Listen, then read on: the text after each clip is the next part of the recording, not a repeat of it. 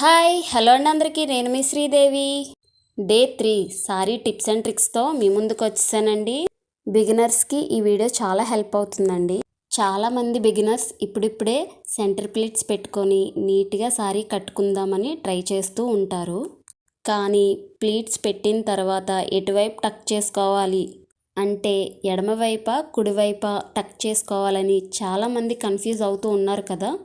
అటువంటి వాళ్ళందరికీ ఈ వీడియో చాలా హెల్ప్ అవుతుంది.